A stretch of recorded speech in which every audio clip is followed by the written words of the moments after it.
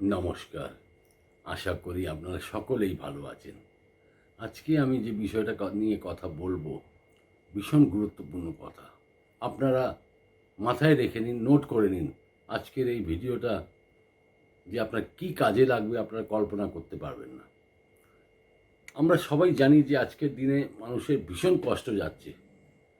যে এত বড় আমরা ওই একটা আমফান গেল, তারপর লকডাউন হলো। এমন একটা পরিস্থিতিতে আমরা দাঁড়িয়ে আছি যেখানে মানুষের দোকানপাট বন্ধ ছিল, তাদের অর্থের অবস্থা ভীষণ খারাপ হয়ে গেছিল।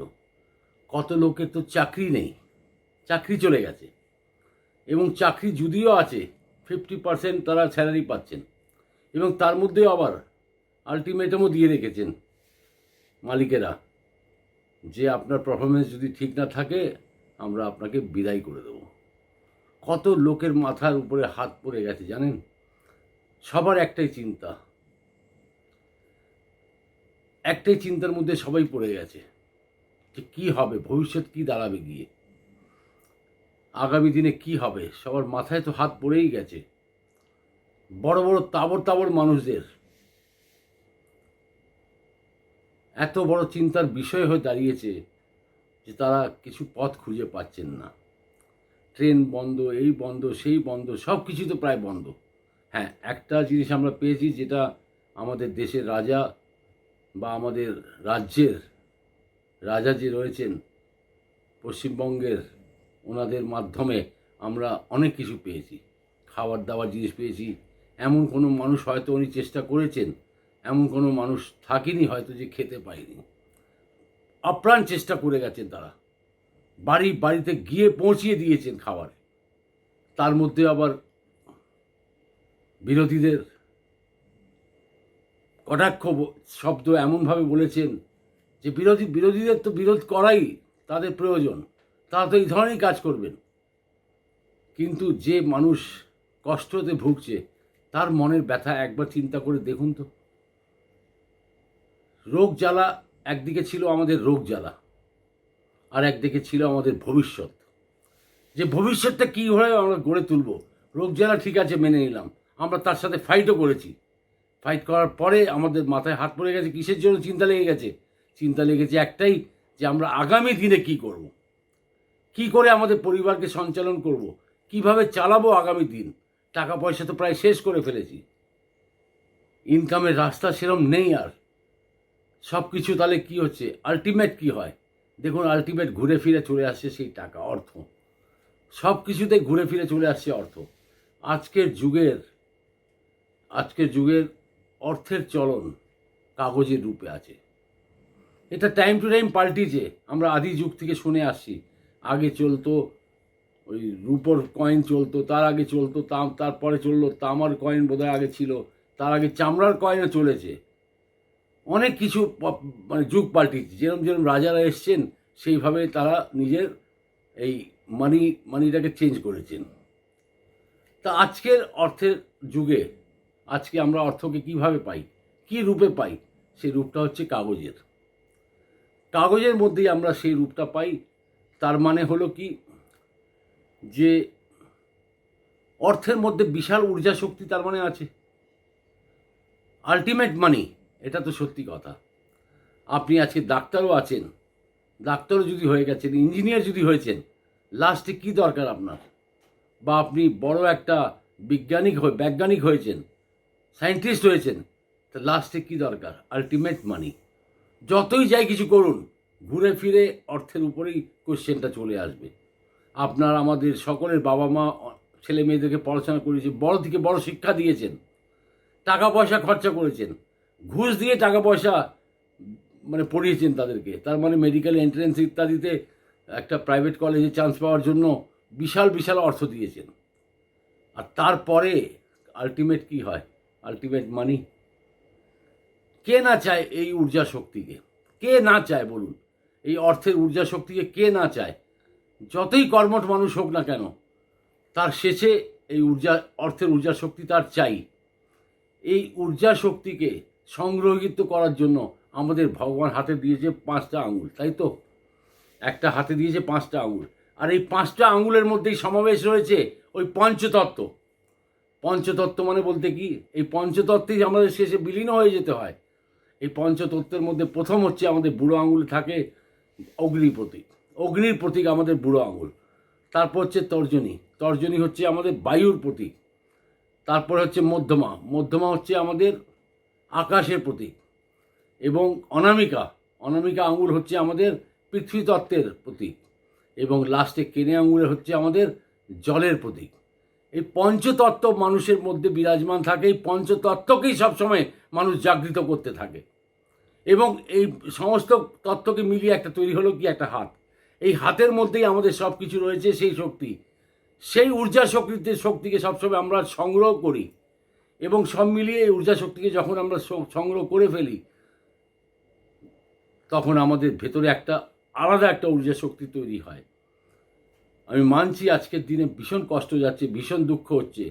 মানুষের ঘরে ঘরের মধ্যে গিয়ে একবার দেখুন না, যারা তর্ক বিতর্ক করেন, যারা কুসংস্কারের কথা বলেন, তাদেরকে আমি বোঝাতে চাই, একবার গিয়ে দেখে আসুন না। আপনি কুসংস্কারের কথা তো লিখে দিলেন বা বলে দিলেন, কিন্তু একবার চিন্তা করেছেন আপনার ঘরেও যদি টাকা পয়সা অর্থ যদি না থাকে, তা আপনি কি করবেন? আপনি সংস্কার দেখাবেন? কেউ মানুষ আছে এমন আজকের যুগে, ভীষণ ধরুন পয়সা রয়েছে, সে তো কী করবে? বিয়ে বাড়ি ভাড়া করবে? সে কি আর শ্মশানে পার্টি দেবে? শ্মশানে গিয়ে বৌভাত করবে? কোনো দিনই করতে পারে না, কারণ সেখানে কোনো সংস্কার নেই বলে। সেখানে শেষ জীবন। কি হয়েছে? একটা করে নিন না। আপনি শ্মশানে গিয়ে একটা টেবিল চেয়ার পেতে সেখানে বরযাত্রী ইত্যাদি যারা এসছেন তাদেরকে খাওয়ান। খাওয়াতে পারবেন? পারবেন না, কোনো দিনই পারবেন না। তাহলে এই সংস্কারের কথা, এই মানে তর্ক যদি করতে যাই, বিশাল বড় তর্ক হয়ে যাবে। তাহলে এই যে 5টা তত্ত্ব যখন মিলে যায়, এর মধ্যে কি আছে মেন আমাদের জীবনে কি আমরা দেখি? 3টে ক্রিয়া প্রমুখ হয়। 3টে ক্রিয়া প্রমুখ হয়। আপনারা নিশ্চয়ই শুনেছেন, তন্ত্র, মন্ত্র আর যন্ত্র। তন্ত্র কি হয়? যে মানুষ তান্ত্রিক ইত্যাদি তন্ত্রক্রিয়া ইত্যাদি করে থাকেন। মন্ত্র হচ্ছে, মন্ত্র শক্তির মধ্যে বিশাল একটা গুণ রয়েছে, যে মন্ত্র দ্বারা মানুষ ভগবানের দিকে টেনে নেয়। আর তার মধ্যে হচ্ছে যন্ত্র। যন্ত্রটা যখন আমরা লিখি বা বলি, যন্ত্র কি হচ্ছে? অঙ্কের যন্ত্র। আপনি বড় বড় দেখুন, যতই আমাদের কি বলবো যে অঙ্কটা যন্ত্রটা কেন বলা হয়, আপনি দেখবেন দেবী লক্ষ্মীর যন্ত্র একটা থাকে, বা সব গ্রহের যন্ত্র থাকে। একটা দেখবেন ডিজিট থাকে, 9টা করে ডিজিট থাকে, আর তাকে যোগ করলে একটা অঙ্ক বেরোয়। তা সেই অঙ্কটা যখন বেরোয়, তা সেই অঙ্কটাই হচ্ছে সেই বিশিষ্ট দেবদেবীর একটা এমন অঙ্ক। সেই অঙ্কটাকে পাঠ করলে বা আমরা যখন ওকে ধারণ করি সেই যন্ত্রটাকে, তখন আমাদের মধ্যে কি চলে আসে? সেই ঊর্জা শক্তিটা চলে আসে। আমরা তো যন্ত্র অনেক রকমের দেখেছি, আপনারা নিশ্চয়ই দেখেছেন, বহু রকমের যন্ত্র দেখেছেন। বহুত রকমের যন্ত্র আপনাদের টিভির মাধ্যমে হোক, বা জ্যোতিষের মাধ্যমে হোক, বা তান্ত্রিকের মাধ্যমে হোক, আপনাদের যন্ত্র অনেক কিছু দেখিয়েছেন। আপনাকে যন্ত্র দেখিয়েছেন শুধু নয়, সেটাকে অনুসরণ করার জন্য বলা হয় যে এই যন্ত্রটাকে মাথায় রাখো, রাহুর মন্ত্রটা পড়ো, যে রাহুর মন্ত্র ডিজিটটা এই ডিজিট হয়, 9টা দেখবেন থাকে, অন্যটায় 16টাও থাকে। তা সেই যোগসূত্র যেটা করা হয়, সেটাই হয়ে যাচ্ছে একটা ঊর্জা শক্তি, সেই গ্রহকে টানার জন্য, সেই দেবদেবীর শক্তিটাকে টেনে আনার জন্য। সমস্ত দেবদেবীর পেছনে একটা রয়েছে, একটা যন্ত্র থাকে, সমস্ত দেবদেবীর। আমরা হয়তো যেমন বলা হয় যে 9টি গ্রহের যেমন যন্ত্র হয়, প্রত্যেক গ্রহে আলাদা আলাদাভাবে যন্ত্র আছে। সমস্ত রকমের যত আমাদের ভয়ভীতি কাটাবার জন্য হয়তো যন্ত্র আমরা দিলাম বা করলাম বা শুনেছি। এবার সন্তান প্রাপ্তির জন্য একটা যন্ত্র হয়, বিয়ের বাধাটাকে কাটাবার জন্য একটা যন্ত্র তৈরি হয়, এবার শত্রুকে তাড়াবার জন্য যন্ত্র হয়, টুকটাক কাটাবার জন্য একটা যন্ত্র হয়, নেশাকে কাটাবার জন্য একটা যন্ত্র হয়, এবার লটারি প্রাপ্তির জন্য একটা যন্ত্র হয়, অর্থপ্রাপ্তি বা অর্থ বৃদ্ধির জন্য একটা যন্ত্র হয়। তার মধ্যে একটা আপনি নিশ্চয়ই আপনারা শুনে আসছেন, বহু বছর ধরে শুনে আসছেন, সেটা হচ্ছে শ্রীযন্ত্র। শ্রীযন্ত্রের একটা ডিজিট থাকে, তো আপনারা নিশ্চয়ই শুনেছেন শ্রীযন্ত্রের মধ্যে বিশাল ঊর্জা শক্তি আছে। মা লক্ষ্মীর প্রতীক, যে ওই যন্ত্রের মধ্যে শ্রীযন্ত্রের মধ্যেই সে মা লক্ষ্মীর সমাবেশ, উনি ওই যন্ত্রতেই বিরাজমান থাকেন। যাদের বাড়িতে এই যন্ত্রটা থাকে তারা বিশাল বড়লোকও হয়েছেন। কারণ সেই যন্ত্রের মধ্যে থাকে ম্যাজিক্যাল পাওয়ার, অঙ্কের একটা ম্যাজিক্যাল পাওয়ার থাকে, সমস্ত ব্রহ্মাণ্ডের ঊর্জা শক্তিকে টেনে আনে, আমাদের তারপরে ইচ্ছা শক্তিগুলোকে পূর্ণ করে। আমরা হয়তো অনেকেরা পারি না এগুলো। আপনি কাউকে হয়তো বললেন যে আমার এই অসুবিধা, সে কি করে? সে এটাই তো করে যে ওই শক্তিটাকে জাগৃত করে, ঊর্জা শক্তিগুলোকে জাগৃত করে, জাগৃত করে ঈশ্বরের কাছে প্রার্থনা রাখে। তখন ওই ঊর্জা শক্তিটাকে আপনার মধ্যে প্রবেশ হয়ে যায়, ঈশ্বরের ঊর্জা শক্তি আপনার মধ্যে প্রবেশ হয়ে যায়, আপনি সেই জিনিসটাকে ওই রূপটা করে দিয়ে দেন। তাই তো, এটাই তো হয়। আমি আপনাদের কাছে একটাই কথা বলবো যে এমন পরিস্থিতি আজকে আমরা দাঁড়িয়ে আছি, এমন জায়গাতে আমরা দাঁড়িয়ে আছি, আজকের যুগে আমাদের সবার অর্থের প্রয়োজন। আলটিমেট মানি, এটা সত্যি কথা, আলটিমেট মানি। আমরা কোনো জিনিসেই যতই বড়লোক হয়ে যায় না কেন, যাই হয়ে যায় না কেন, আজকে টাটা, আম্বানি, বিড়লা, তার এরা যতই সব রয়েছে, এদেরও বয়স তো আছেই। তা আম্বানি আজকে এত বড়লোক মানুষ, বিশ্বের দশটা মানে 10 নম্বরে ওর একটা রিচেস্ট পারসন। তার অর্থ উপার্জন করার দরকারটা কি? তার কি দরকার আছে? তার তো আগামী কত জেনারেশন বসে খেতে পারে কি না বলুন? তার অর্থ উপার্জন, তার এত লোভ লালচ কিসের? তার লোভ লালচ নেই, সে নিজের ওই শক্তিটাকে জাগৃত করে রাখতে চায় এবং ওই ঊর্জা শক্তিটা ভেতরে রেখে নিয়েছে। সে বড়লোক হয়েছে তার মানে এ নয় যে তার ডেস্টিনিতে ছিল না, নিশ্চয়ই তার ডেস্টিনিতে কিছু ছিল, নিশ্চয়ই সে করেছে। কর্মঠ হতে হবে, কর্মবিহীন চলবে না। কর্মবিহীন যে হয়ে যাবে সে জীবনে কোনোদিন উন্নতি করতে পারবে না। আমরা সকলেই চাই, কেন আমরা কি বড়লোক হতে চাই না? আমরা কি চাই না সে এমন রাজসী আমরা জীবনযাপন করি? নিশ্চয়ই চাই। তা রাজসী জীবনযাপন যেটা করেছেন, তার মানে আজকে রতন টাটা এত বৃদ্ধ হয়ে গেছেন, তার মধ্যে রয়েছে এত রোজগার করেছেন, এত উপার্জন করেছেন, আর কত টাকা আমাদের দেশের কল্যাণের জন্য উনি দান করেছেন। এই যে অবস্থাটা গেল, এই যে পরিস্থিতিটা গেল, বড় বড় মানুষেরা দান করেছেন, দিয়েছেন। কেন দিয়েছেন? তারা কর্মঠ আছেন, তাদের মধ্যে এই প্রবৃত্তিটাও আছে। মা এত কৃপা করেছে ওনার উপরে, মা লক্ষ্মী এত কৃপা করেছে, তাদের এক্সেস ছিল, তারা ওই সূত্রে সবাইকে দিলেন, যে এক একটা মানুষের পেট যাতে ভরে। তাহলে এই ঊর্জা শক্তিটাকে আমরা আপনাকে চাই না? সবাই চাই। তা এই ঊর্জা শক্তির মধ্যে আমি আপনাদের কাছে আমার গুরুদেবের প্রাপ্য একটা মন্ত্র আছে, মন্ত্র না, এটা যন্ত্রই বলবো, যেটা আমি আপনাদের সাথে শেয়ার করতে চাই। আপনারা লিখে রাখুন যে যন্ত্রটা যখনই আপনি মনে মনে পাঠ করবেন, বা যখনই এই যন্ত্রটাকে সিম্পল একটা ছোট্ট জিনিস বলবো, এমন কিছু বড় নেই। আপনি যখনই একটা দেখবেন আপনি বিপদ পর্যায়ে পড়ে গেছেন, বা অর্থের সংকট চলছে, বা আপনি অর্থ উপার্জন করতে পারছেন না, বা যাকে টাকা দিচ্ছেন, আপনি কাউকে টাকা দিচ্ছেন হয়তো কিছু কেনার জন্য, একবার আপনি বলে দেখুন ওই মন্ত্রটাকে, মানে ওই অঙ্কটাকে বলে দেখুন যে এই টাকা আমি আজকে তোমাকে 1000 টাকা দিচ্ছি, আমার কাছে যেন এর ফিরে 10,000 টাকা আসে। আর নিশ্চিত আসবে, আপনি বিশ্বাস রাখুন। মনের মধ্যে বিশ্বাস যে রাখতে পারে, আজকে আমি যে আপনাদের কাছে টোটকা ইত্যাদি যেগুলো বলি, বা এটা যেটা বলছি এই প্রোগ্রামটাতে, আপনারা এটা ভাববেন না আপনি 4 দিন বললেন, 2 দিন বললেন আপনি বড়লোক হয়ে যাবেন, তা নয়। আপনাকে কর্মঠ হতেই হবে, চেষ্টা চালিয়ে যেতে হবে। চিন্তা কোনোদিন করবে না, গালে হাত দিয়ে চিন্তা করবে না, চিন্তন করুন যে জীবনটার চিন্তা কি হয়। চিন্তা হচ্ছে আপনার ডিপ্রেশন, আর চিন্তন হচ্ছে আপনার লাইফের কি ফিউচার। আপনি ফিউচারটাকে চিন্তন করছেন, যে ফিউচারের চিন্তন করে নেবে তার দুশ্চিন্তা সবসময় শেষ। আজকে সব কিছু আলটিমেট মানি আছে, কিন্তু মানির সাথে আমাদের বিবেক, বুদ্ধি, এগুলো শেষ নেই, সব কিছুই আছে সমাবেশ। আমি তো এটাই বুঝেছি, এটাই জেনেছি। আমার কাছে হাজার হাজার লোক আসেন, দাদা আমার এই জিনিসটা নেই, এই জিনিসটা হচ্ছে না, আমি এটা একটা পাচ্ছি না, এটা হচ্ছে না, আমি লোন পাচ্ছি না, অমুক কিছু পাচ্ছি না। তাহলে সবার কি দরকার? আলটিমেট মানি। আজকে যেহেতু যে পরিবারে আপনারা আছেন, যে পরিবারের সাথে যুক্ত আছেন, যে স্ট্যাটাসে আপনারা থাকছেন, তো এই স্ট্যাটাসটাকে মেনটেন করতে হলে কি লাগবে? সেখানে জ্ঞান আর সংস্কার, কুসংস্কার লাগবে না। সংস্কার আছে নিশ্চয়ই, সংস্কার মনের মধ্যে রাখতেই হবে, ঈশ্বরকে মানতেই হবে, ঈশ্বরকে থ্যাঙ্কস জানাতে হবে, কিন্তু কুসংস্কার নিজের মনের মধ্যে আনবেন না। আজকে বহু মানুষ কষ্টে আছে, যারা এই ধরনের কথা বলে, কুসংস্কার ইত্যাদি সব কিছু কিন্তু দেখুন জ্যোতিষের উপরেই চলে আসে। কুসংস্কার, এটাই তো বলা হয়, সবাই এই ধরনের কথা বলে। তারা একবারও চিন্তা করেছেন যে একটা মানুষ আপনাদের কাছে যে কথাগুলো বলছে, একটা ডাক্তারের যখন আপনাকে কোনো কিছু বলে দিল, এই পেশেন্টটা গেল ধরুন, তা আপনারা নিশ্চয়ই শুনেছেন, এগুলো অনেক কিছু শুনেছেন। পেশেন্ট গেছে, পেশেন্টের কী রোগ আছে সেটা না শুনে ডাইরেক্ট তাকে বলে দেওয়া হলো করোনা পজিটিভ। তাই তো, এটা তো আমরা যখন আমরা এই যে আমাদের ইন্ডিয়ার মধ্যে এটা ম্যাক্সিমাম এই কথাগুলো শোনা গেছে। আপনি কি ওখানে ঢুকতে পেরেছেন? একবারও ভেতরে গিয়ে বলেছেন যে আমাকে দেখান? ইভেন এমনও হয়েছে, এমনও গেছে, মারা গেছে মানুষ, মারা গেছে, মরে যাওয়ার পর তাকে লাশও দেওয়া হয়নি। তা সেখানে কোথায় সংস্কার, কুসংস্কার?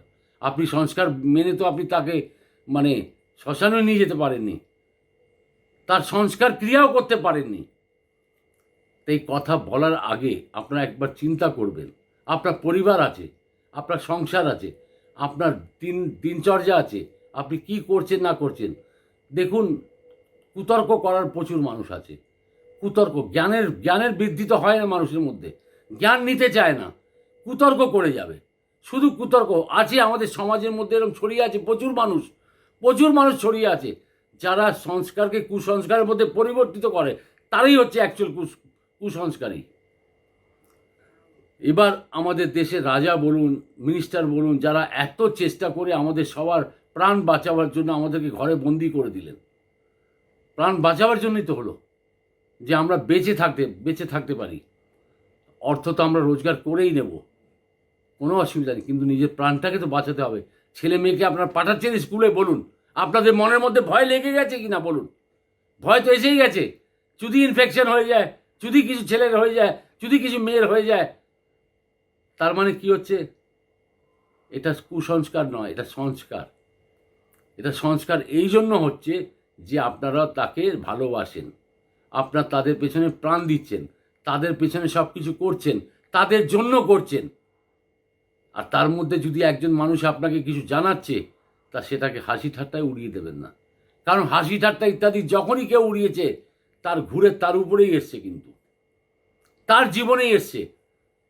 আপনার হসপিটালে বিল দিয়ে দিল আপনাকে 5 লাখ টাকা, 5.5 লাখ টাকা, একটা মানুষে শুনেছি, আমাদের পরিচিতর মধ্যে অনেকজন আছেন, যে কি হয়েছে, কিছুই হয়নি, 7 দিন 8 দিন রেখেছে, 5.5 লাখ টাকার প্রাইভেট হসপিটালে একটা বিল ধরিয়ে দিল।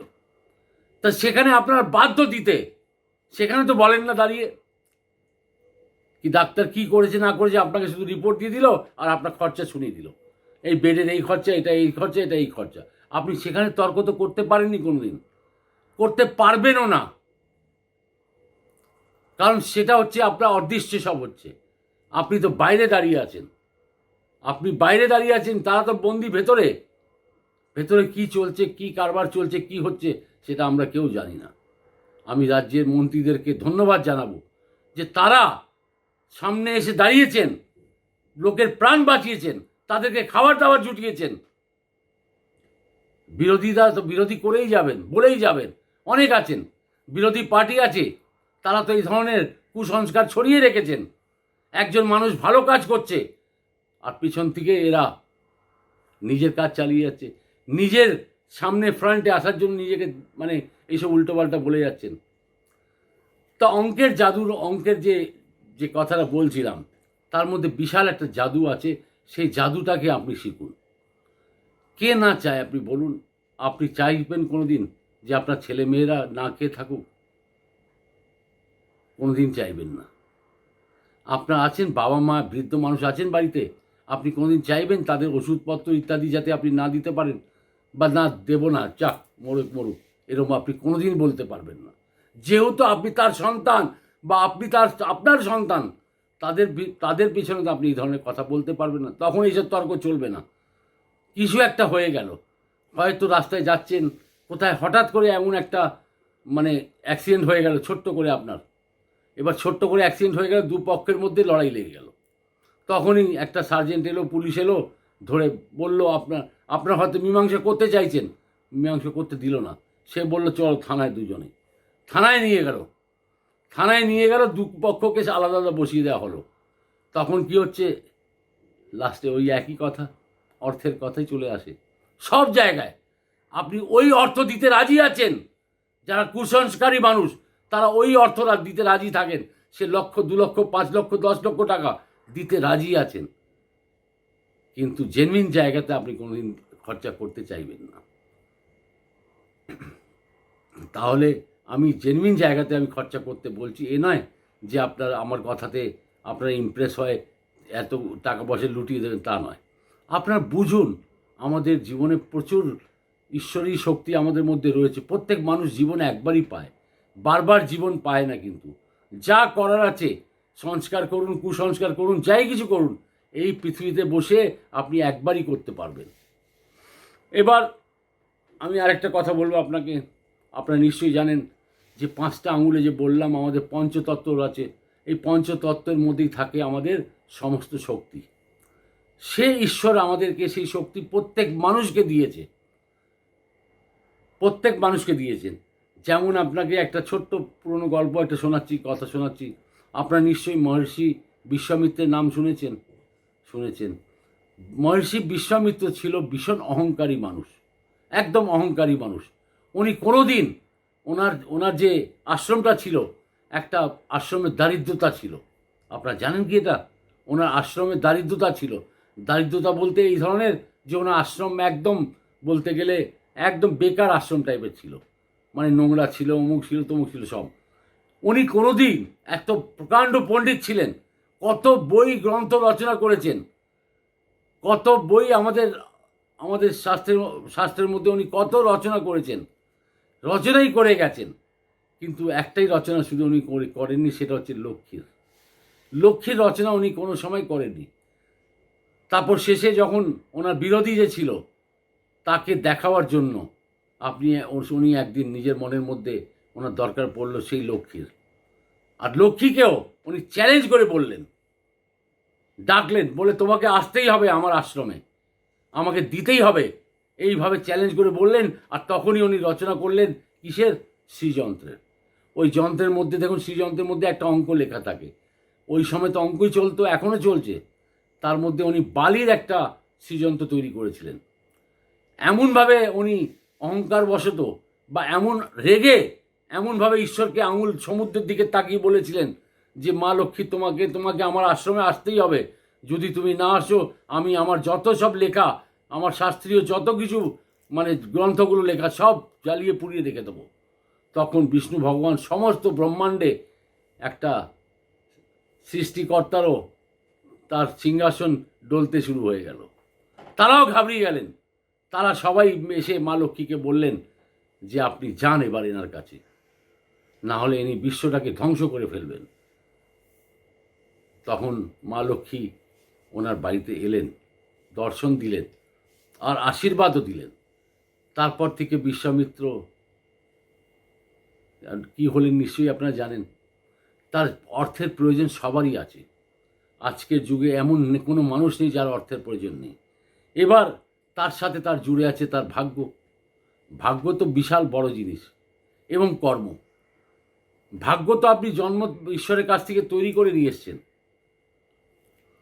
আপনি হয়তো দেখুন, এমন কোনো মানুষ নেই যে যার হাতে উনি মা লক্ষ্মী তখনই এটা চিন্তা করেছিলেন যখন বিশ্বামিত্রের কাছে গিয়েছিলেন যে আমি আজকের পর থেকে কোনো ভেদভাব রাখবো না, কোনো এমন কিছু রাখবো না, ফর্সা কালো ইত্যাদি এসব দেখবো না, রাজা মন্ত্রী সন্ত্রী জমাদার ইত্যাদিকে দেখবো না, আমি সবার কাছেই যাব। উনি তখন এটা প্রণয় করলেন, চিন্তা করলেন যে আমাকে সবার কাছেই যেতে হবে, আর গেলেন, আছেন। আজকে দেখুন, একজন গরিব মানুষও আছে, সে 10 টাকাই রাখুক পকেটে, কি 100 টাকাই রাখুক, লক্ষ্মী তো তার কাছেও যাচ্ছে। একটা যে ঝাড়ু দেয়, পরিষ্কার করে, তার কাছেও মা লক্ষ্মী চলে যান। উনি কোনোদিন কোন রূপে যাচ্ছেন সেটা আলাদা কথা, অর্থের রূপ সবসময় পাল্টিয়েছে। কোন রূপে যাচ্ছেন তো সেই অর্থ দিয়ে তো আপনি সব কিছু কিনতে পারছেন।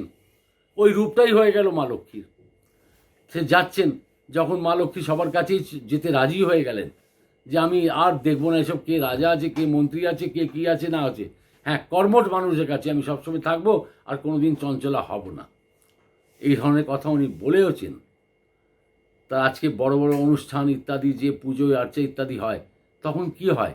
মা লক্ষ্মীকে স্মরণ করা হয়, অর্থ উন্নতি আশীর্বাদ যখন আমরা ব্রাহ্মণ বড়জনদের কাছে গুরুজনের কাছে আশীর্বাদ নিই, তখন আমাদের কি বলে? সমৃদ্ধশালী হও। সমৃদ্ধশালী মানেটা কি হচ্ছে?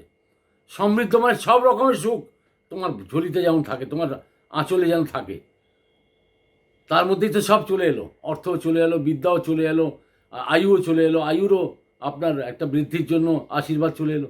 সব কিছু তো ওর মধ্যে সমাবেশ হয়েই গেল। কোনটা বাকি রইল? সমৃদ্ধশালী যখন হলেন আপনি, কোনো মানুষ একটা জিনিস জেনে রাখুন, রাজা হয় কিন্তু জন্মায়নি। কোনো মানুষ রাজা হয় জন্মায়নি। রাজার ঘরে জন্ম হয়েছে কিন্তু রাজা হয়ে জন্মায়নি।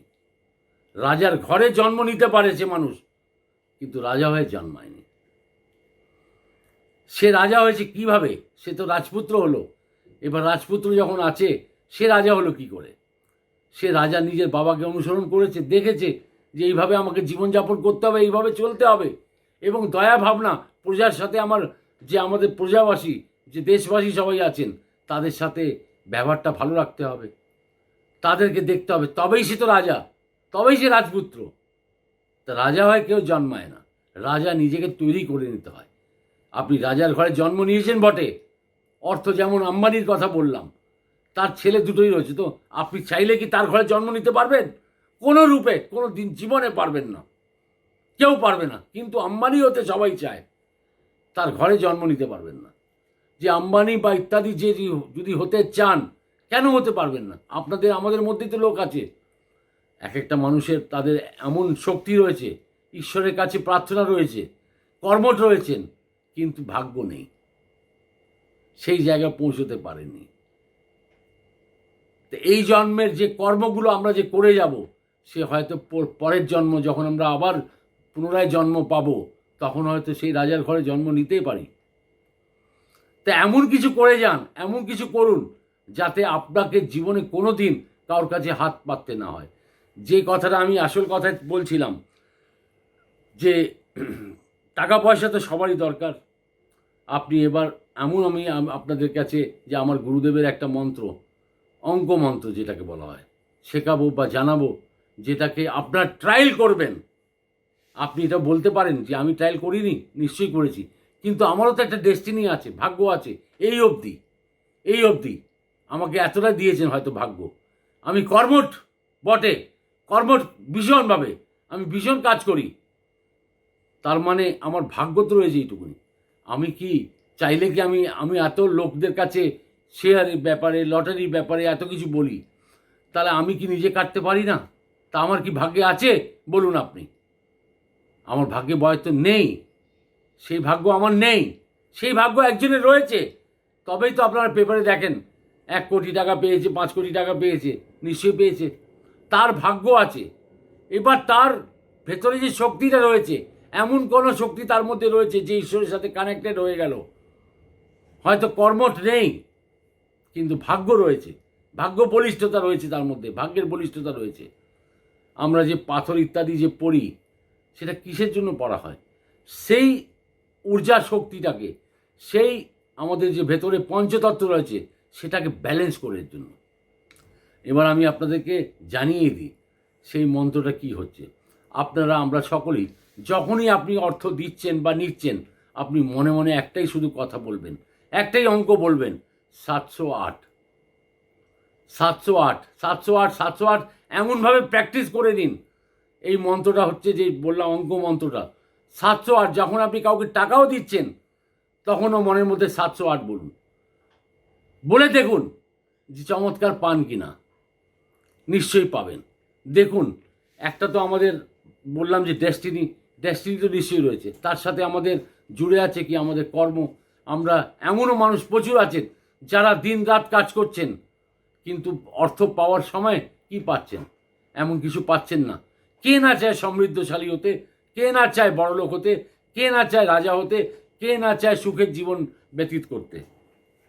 তাহলে এই ম্যাজিক্যাল নাম্বারটাকে মনে রাখুন।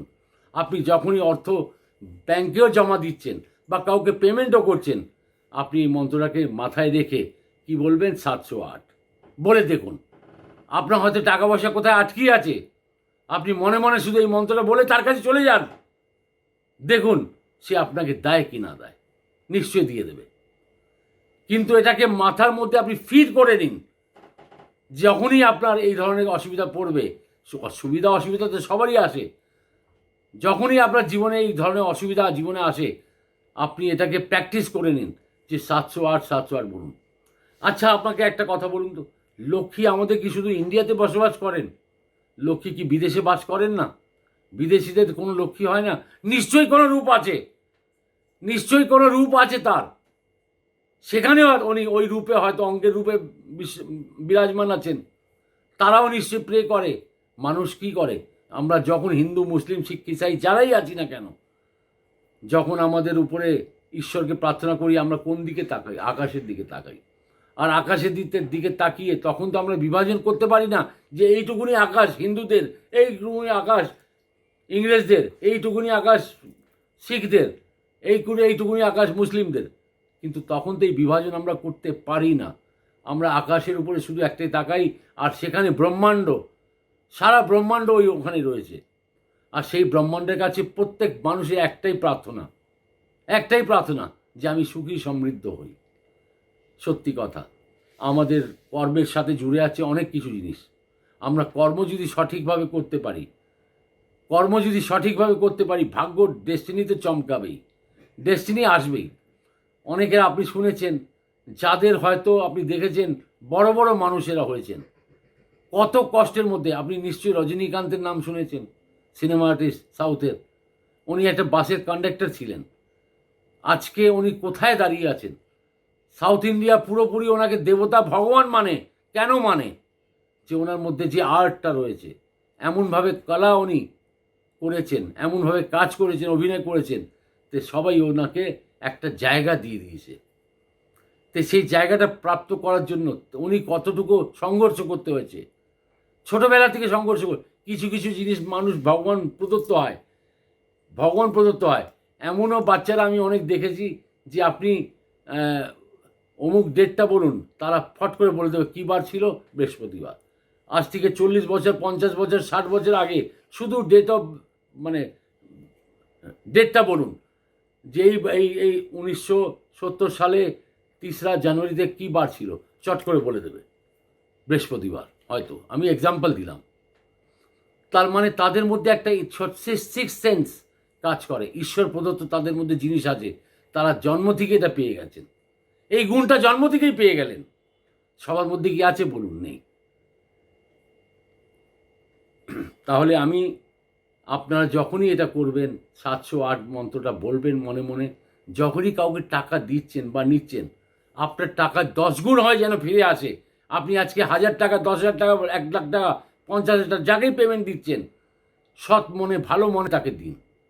আপনি কাউকে হয়তো ধারও দিচ্ছেন, আপনি জানেন যে এই টাকাটা আমি ডুবে যাবে, এ দেবেন আমাকে, কিন্তু তাও আপনি বাধ্য হয়ে আপনাকে দিতে হচ্ছে, তার হেল্প করছেন হয়তো।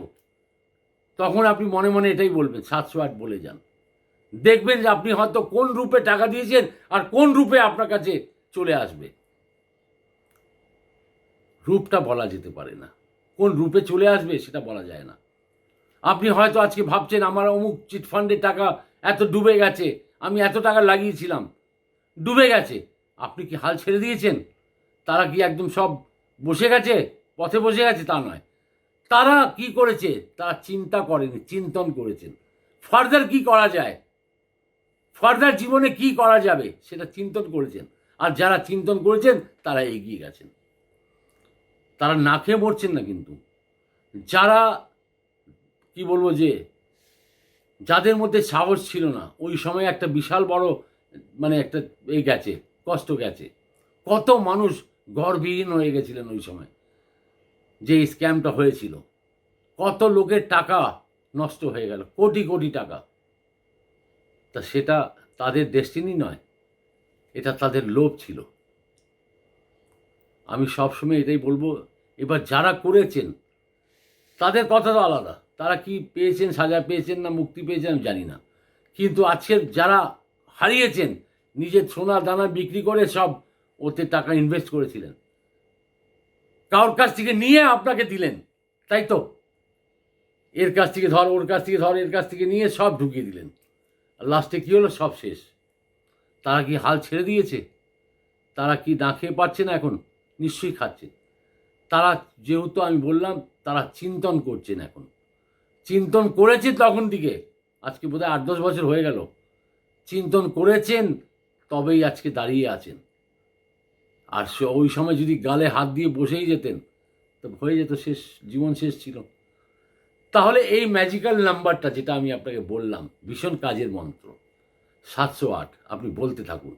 যখন টাকা দিচ্ছেন বা টাকা নিচ্ছেন আপনি বলুন 708, দেখুন সেই টাকা ডবল হয়, 10 গুণ হয়, আপনার কাছে ফিরে আসে কিনা। এবার কোন রূপ থেকে আসবে সেটা ভগবান জানে, আসবে নিশ্চিত। আপনাদেরকে আরেকটা জিনিস জানাই, যে আপনি সবসময় ঈশ্বরকে ধন্যবাদ দেবেন। আপনি দিয়েছেন কোনোদিন ধন্যবাদ? আপনারা নিশ্চয়ই দিয়েছেন হয়তো, কিন্তু সেই হিসাবে দেননি।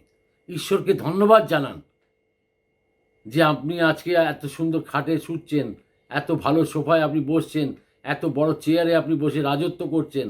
সব সময় সব জিনিসের মধ্যে একটা প্রাণ শক্তি রয়েছে। আপনি হয়তো কলমে লিখছেন, এমনভাবে লেখা আপনার রয়েছে, তার মধ্যে তাকে ধন্যবাদ দিন, ওই কলমটাকে ধন্যবাদ দিন। সংস্কার কুসংস্কারের চক্করে যাবেন না। সংস্কার সবাইকে পালন করতে হয়। আজকে আমরা চন্দ্র দ্বারা তো আমাদের সব পাঁজির নির্মাণ হয়, তাই তো? পাঁজি তো সবার ঘরে ঘরে থাকে। তা সেটা কি সংস্কার না কুসংস্কার বলুন? পাঁজি দেখাটা কুসংস্কার হয়ে গেল। পাঁজির মধ্যে আমরা জানতে পারি আজকে অমাবস্যা কটার সময় লাগছে, কটায় ছাড়ছে, পূর্ণিমা কবে লাগছে, কবে ছাড়ছে, বা কোন মুহূর্তে আমরা বসে কি করব। তো এগুলো তো সব পাঁজির দ্বারাই জানা যায়। পাঁজি হচ্ছে কি জ্যোতিষের একটা বিশাল বড় অঙ্গ। তাই সেই অঙ্গটাকে হারিয়ে দেবেন না। সংস্কারটাকে জীবিত রাখুন, সংস্কারটাকে বজায় রাখুন। আপনারা নিশ্চয়ই হার মানবেন না কোনোদিন। নিশ্চিত আমি বলবো কোনোদিন হার মানতে যাবেন না। জিতবেন আপনারা সব সময়। যদি মনের মধ্যে বিশ্বাস আছে, জিত নিশ্চিত, জিত নিশ্চিত, জিতবেন।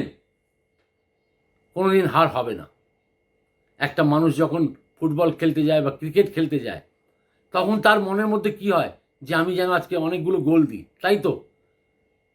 একটা ক্রিকেট খেলে যখন, সে চায় সে সেঞ্চুরি করতে চায়। তার মানে তার মধ্যে ভেতরের মধ্যে কতটুকু সে শক্তিটাকে অর্জিত করে সে যাচ্ছে মাঠে নামছে, আর পাবলিককে দেখাচ্ছে যে এই দেখো গোল, এই আমি 4টে গোল দিলাম, 2টো গোল দিলাম, বা আমি সেঞ্চুরি করলাম, ডবল সেঞ্চুরি করলাম। তাহলে কি আছে, তার মনের মধ্যে শক্তি আছে। সেই তার সমস্ত ইন্দ্রিয় এক সমাবেশ হয়ে ওই যে তত্ত্বগুলোকে, সব তত্ত্বগুলো একসাথে সমাবেশ হয়ে তার মধ্যে একটা ঊর্জা শক্তি ভরে দিয়েছে। এই ঊর্জা শক্তি হচ্ছে আমাদের ডাক, আমাদের ডিমান্ড আজকের জীবনে। আর এই পঞ্চতত্ত্বেই আমরা বিলীন হয়ে যাই, শেষ আমাদের এটাই।